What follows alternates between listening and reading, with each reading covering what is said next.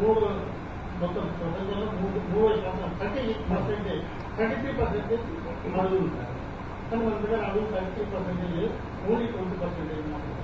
అది ఆ రికార్డ్స్ 18% మాత్రమే నిజంగా ఉన్నాయని నాకు. కాబట్టి మనం చెట్టును కాపాడవలసినటువంటి అవసరం. చెట్టును కాపాడినప్పుడే మనం భూమిని కాపాడాలి.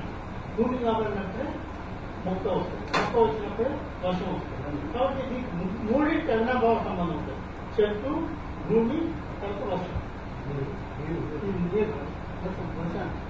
అయితే చెట్లు ఎప్పుడైతే ఉంటాయో అక్కడ మేఘాలు వాతావరణం దగ్గర ఉంటుంది కాబట్టి మేఘాలు వస్తుంది.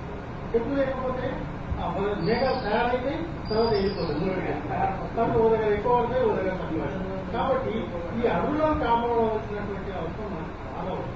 కాబట్టి ప్రతి ఒక్కరు కూడా చాలా కష్టపడి ప్రతి ఒక్కరు కూడా ఒక సంవత్సరంలో 10 చెట్లు లేకపోతే 5 చెట్లు తప్పక వేయవలసినటువంటి అవసరం.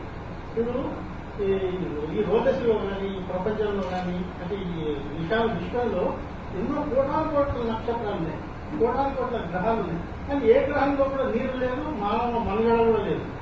కేవలం మానవ మనుగడ ఉండేటువంటి కేవలం భూమిపై ఉంది. కాబట్టి భూమిని కాపాడుకోవాల్సినటువంటి అవసరం మనం అందరికీ. ఈ భూమిని కాపాడుకోవాల్సిన అవసరం అంటే వాతావరణాన్ని మనం కాపాడుకోవాలి. వాతావరణాన్ని కాపాడుకోవాలంటే చెట్లు కాపాడుకోవాలి. చెట్లు ఉన్నప్పుడే మట్టి ఉంటుంది. ఇంకా చెట్లు ఉన్నప్పుడు ఏంటంటే వర్షాలు వచ్చినప్పుడు వరదలు వచ్చి మొత్తం మట్టి అంతా కొట్టుకుంటుంది. మనం మట్టిని సృష్టించలేము. ఇంత టెక్నికల్ ఇంత అడ్వాన్స్డ్ స్టేజ్లో కూడా మనం మట్టిని క్రియేట్ చేసి సృష్టించాలి. కాబట్టి మట్టిని కాపాడుకోవాల్సినటువంటి అవసరం ఉంది. ఇక లక్షల టన్నుల మట్టి సముద్రం పాలవుతుంది వరదలతో. కాబట్టి చెట్లు ఎప్పుడైతే ఉంటుందో ఆ చెట్లు ఆటోమేటిక్గా అయినటువంటి మట్టిని ఆపేస్తుంది. మట్టిని ఆపేసినప్పుడు ఆ మట్టి వలన మన చెట్టు ఉంటుంది.